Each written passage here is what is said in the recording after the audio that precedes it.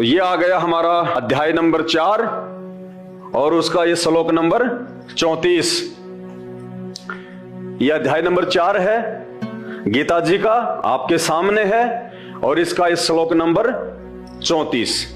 क्या कह रहे हैं भगवान कि उस एक परमेश्वर की जो मैंने तेरे को बात बताई है ना, कि वो एक ही परमात्मा, एक ही परमेश्वर है, उसी की शरण में जाने से तेरे को ये परम शांति मिलेगी। नहीं तो हमेशा तू लफड़ों में रहेगा, तू दुखों में रहेगा, कभी भी तू शांति को प्राप्त नहीं कर सकता। आज इंसान है, फिर तू कल को सूअर बनेगा, तू गधा बनेगा, बैल बनेगा, कभी तुझे शांति नहीं होगी। कभी तेरा बेटा मरेगा, कभी तेरी बेटी मरेगी, कब तेरा एक्सीडेंट हो जाए, कब तुझे कोई भयंकर रोग आके घेर ले, तू कभी सुखी नहीं रह सकता, चाहे मनुष्य योनि हो चाहे जानवर योनि हो। तो जिस एक परमेश्वर के विषय में श्री कृष्ण जी कह रहे हैं अर्जुन को कि हे भारत, हे अर्जुन, तू एक परमेश्वर की शरण में जा, उसी की शरण में जाने से तू परम शांति और परम धाम को प्राप्त होगा। अब वो कौन है परमात्मा, कौन है वो भगवान जिसके बारे में श्री कृष्ण जी भी कह रहे हैं कि मेरे बस की बात भी नहीं है भाई। I am not complete God, I am dummy God. तो कंप्लीट गॉड कौन है, उसकी जानकारी कौन देगा? तो अध्याय नंबर 4 के श्लोक नंबर 34 में भगवान हमें बता रहे हैं कि कौन जानता है उसके बारे में, उसकी सही जानकारी कौन देगा, उस एक परमेश्वर की। यह अध्याय नंबर 4 और श्लोक नंबर 34 क्या कह रहे हैं भगवान? उस ज्ञान को, कौन से ज्ञान को? उस भगवान के विषय में, उस ज्ञान को कि वो एक परमात्मा कौन है, उस ज्ञान को तू तत्वदर्शी ज्ञानियों के पास जाकर समझ। क्या कह रहे हैं भगवान कि हे अर्जुन, उस ज्ञान को जो एक परमात्मा की जानकारी बताएगा, वास्तव में कौन से भगवान की भक्ति करनी चाहिए, सबसे बड़ा देव कौन है जिसकी पूजा 33 करोड़ देवी देवता भी करते हैं, वो एक परमात्मा, एक परमेश्वर कौन है, उसकी जानकारी तुझे कौन देगा?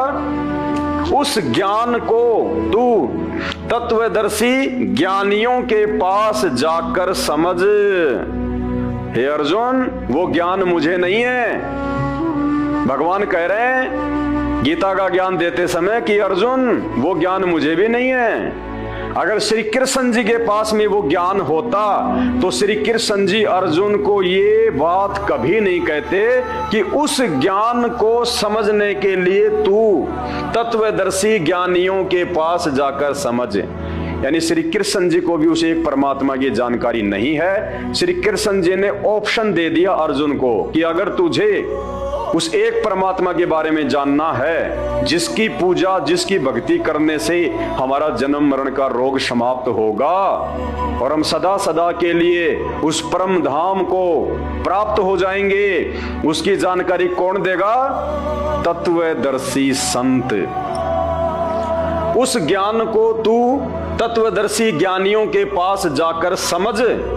अगर श्री कृष्ण जी के पास में वो ज्ञान होता तो वही बोल देता अर्जुन को तुरंत, लेकिन श्री कृष्ण जी को भी उस एक परमेश्वर की जानकारी नहीं थी। इसलिए श्री कृष्ण ने ऑप्शन दे दिया कि उस एक परमेश्वर की जानकारी के लिए तू उस ज्ञान को तत्वदर्शी ज्ञानियों के पास जाकर समझ। उनको भली भांति दंडवत प्रणाम करने से, उनकी सेवा करने से और कपट छोड़कर सरलता पूर्वक प्रश्न करने से वे परमात्म तत्व को भली भांति जानने वाले ज्ञानी महात्मा तुझे उस तत्व ज्ञान का उपदेश करेंगे। यानी हे अर्जुन, यदि तुझे उस एक परमात्मा की जानकारी प्राप्त करनी है कि सबसे बड़ा भगवान कौन है, वो एक अल्लाह कौन है, जिसने ये पूरी दुनिया बनाई है, सृष्टि बनाई है, हमको भी बनाया है, आपको भी बनाया है, ब्रह्मा विष्णु महेश को भी बनाया है, दुर्गा को भी उसी ने पैदा किया है, ये चांद तारे सूरज धरती आकाश पाताल जीव जंतु सब उसी ने बनाए हैं।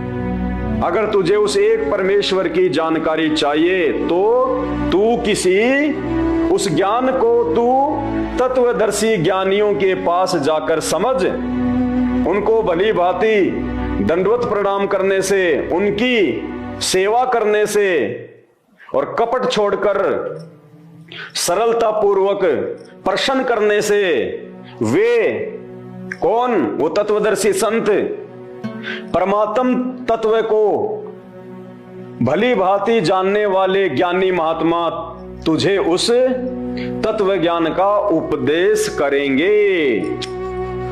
और भाइयों और बहनों, वो तत्वदर्शी संत जिसके विषय में गीता जी में श्री कृष्ण जी कह रहे हैं, वो तत्वदर्शी संत आज इस धरती पे प्रकट है। ये आप और हमारा सौभाग्य है, ये गोल्डन चांस है यहां से निकलने का, 84 लाख योनियों से बाहर निकलने का, सदा सदा के लिए उस परम शांति और उस परम धाम को प्राप्त करने का।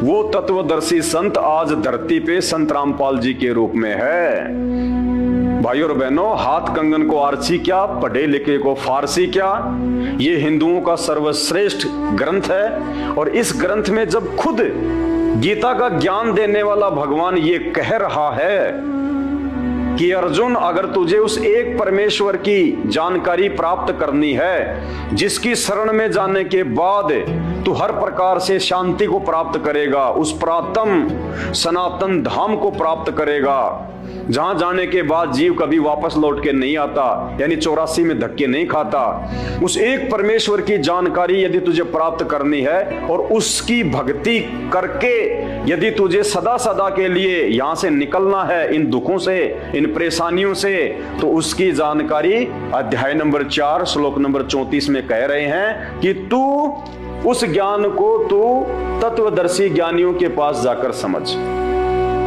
और वो तत्वदर्शी संत, वो तत्वदर्शी ज्ञानी जो आज उस एक परमेश्वर की जानकारी बता रहा है सन 1994 से, इस धरती पर एकमात्र वो तत्वदर्शी संत, वो ज्ञानी महात्मा संत रामपाल जी हैं। ये स्वयं ही वो परमेश्वर है और स्वयं ही ये तत्वदर्शी संत की भूमिका निभा रहे हैं। अब इससे ज्यादा खुल्लम खुल्ला और भगवान क्या बताएंगे?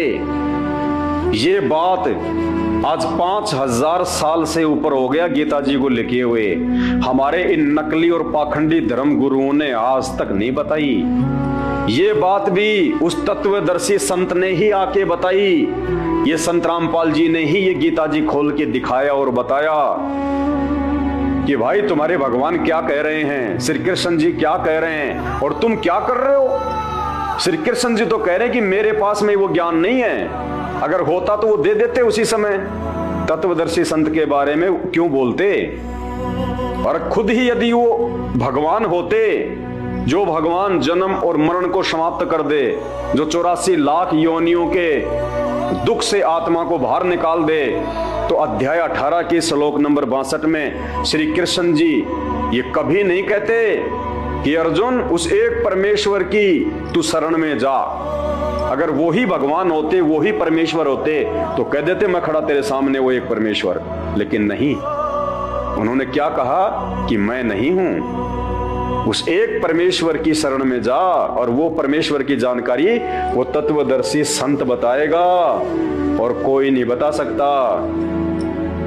यदि आपने इस हिसाब से अपनी भक्ति शुरू नहीं की, यदि आपने सबसे पहले उस तत्वदर्शी संत के सत्संग सुन के निर्णय करके फिर उनसे नाम उपदेश लेके और उनके द्वारा बताई गई वो भक्ति यदि आपने नहीं की, तो आप जिंदगी में 84 लाख योनियों के दुख से बाहर नहीं निकल सकते। क्योंकि श्री कृष्ण जी ने सबसे उत्तम ज्ञान दे दिया और श्री कृष्ण जी के बताए अनुसार यदि हम नहीं करेंगे तो हम तो भगवान की उल्लंघना कर रहे हैं। हमें तो श्री कृष्ण जी वाला लाभ भी नहीं मिलेगा, क्योंकि हम तो श्री कृष्ण जी की बात को भी काट रहे हैं और हम तो मनमुखी होके श्री कृष्ण जी को ही पूजने लग गए, ब्रह्मा विष्णु महेश को ही पूजने लग गए, 33 करोड़ देवी देवताओं को पूजने लग गए, भैरव भूतों की पूजा करने लग गए, माई मसाणी की पूजा करने लग गए। फिर तो गीता जी क्या करें? फिर हम इसका गीता जी के अनुसार तो हम चल ही नहीं रहे। श्री कृष्ण जी हमें क्या कह रहे हैं और हम क्या कर रहे हैं? राधे राधे श्याम मिला दे, राधे राधे श्याम मिला दे, हरे रामा हरे कृष्णा, हरे रामा हरे कृष्णा।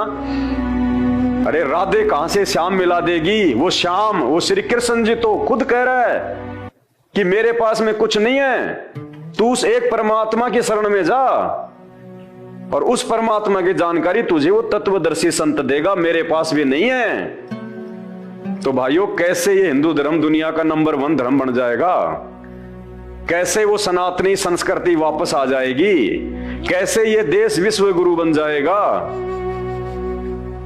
विचार करो इन बातों पे। तो YouTube पे जब तक आप उनके द्वारा बताई गई सृष्टि रचना को नहीं पढ़ेंगे, नहीं समझेंगे, तब तक आपको किसी भी धर्म का कोई भी धर्म ग्रंथ समझ में नहीं आएगा।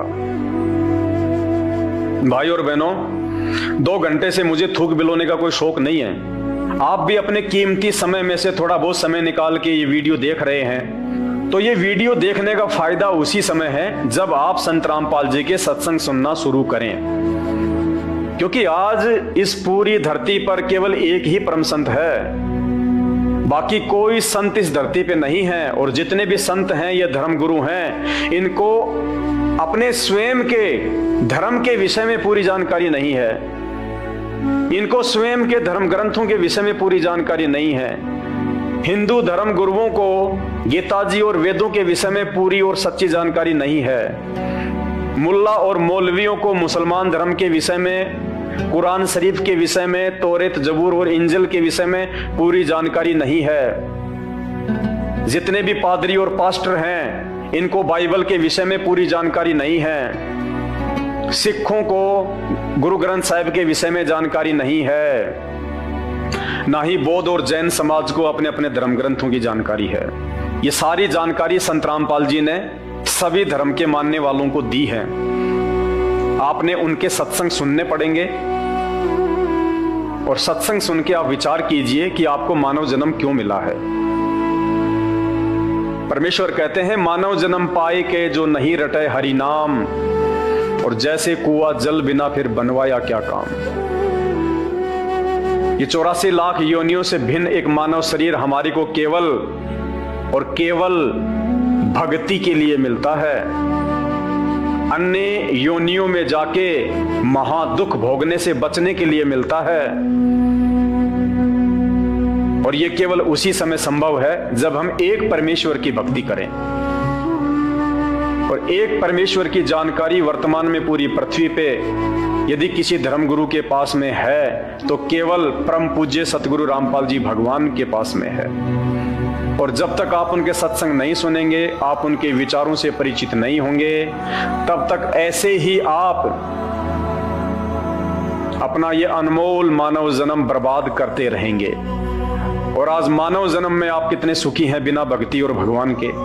और कल को जब ये शरीर छूटेगा, हम 84 लाख योनियों में जाएंगे, उस समय हमारे साथ में क्या बीतेगी।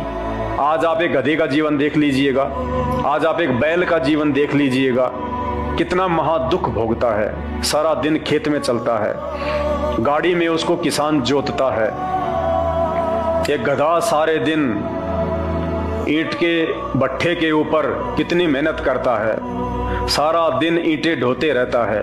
अन्य पक्षी देख लीजिए, पशु देख लीजिए, एक कुत्ता देख लीजिए, सर में कीड़े पड़ जाएं, पूरे शरीर पे उसके खुजली हो जाए, एक्सीडेंट में उसका पैर कट जाए, कितने दुख भोगते हैं।